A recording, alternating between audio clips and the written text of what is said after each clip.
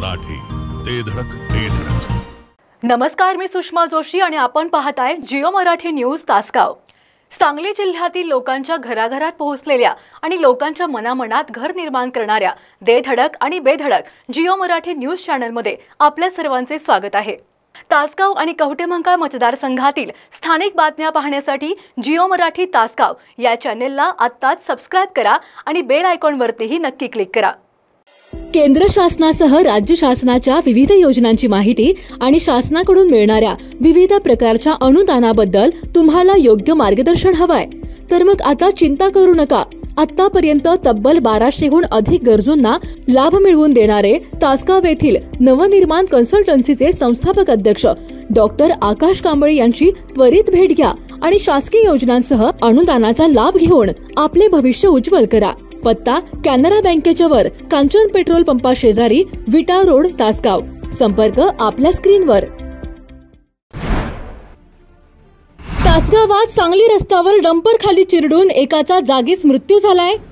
Hotel Sai तुळजासमोर झालेल्या अपघातात दुचाकीस्वार जागीच ठार झालाय.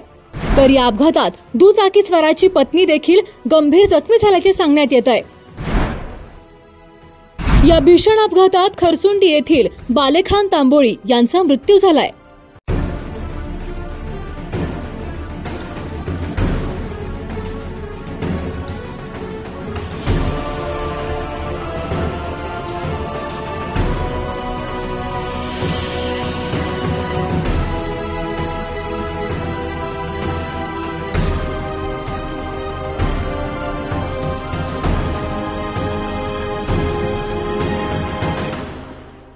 तासगाव शहरापासून सांगली रस्त्यावर काही अंतरावर असणाऱ्या हॉटेल सई तुळजासमोर डंपर आणि दुचाकीचा भीषण अपघात झाला असून या अपघातात डंपर खाली चिरडून दुचाकीवरील बालेखान तांबोळी राहणार खरसुंडी हे जागीच ठार झाले आहेत.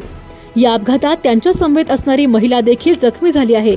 याबाबत घटनास्थळावरून मिळालेली माहिती अशी की आज मंगळवार 12 ऑगस्ट रोजी सकाळी 11:30च्या सुमारास कवठे एकंदकडून तासगावकडे एक डंपर क्रमांक MH10 DT 5133 तासगावकडे निघाला होता. यावेळी खरसुंडी येथील बालेखान गुलाब तांबोळी वय 70 वर्षे हे आपली पत्नी परवीन तांबोळी यांच्यासोबत तासगाववरून सांगली येथे मुलीकडे निघाले होते. यावेळी तासगावहून सांगलीकडे जात असताना सई तुळजा हॉटेल समोर आल्यानंतर दुचाकी क्रमांक MH10 CE 0871 यांची आणि सदर डंपरची भीषण धडक झाली.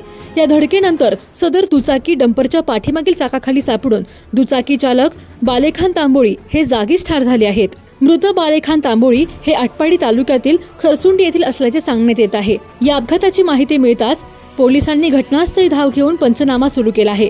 तर या अपघातानंतर जखमी असणाऱ्या परवीन तांबोळी यांना तातडीने रुग्णालयात दाखल करण्यात आले आहे. यानंतर मृत तांबोळी यांचा मृतदेह शवविच्छेदनासाठी ग्रामीण रुग्णालयात पाठवण्यात आला आहे.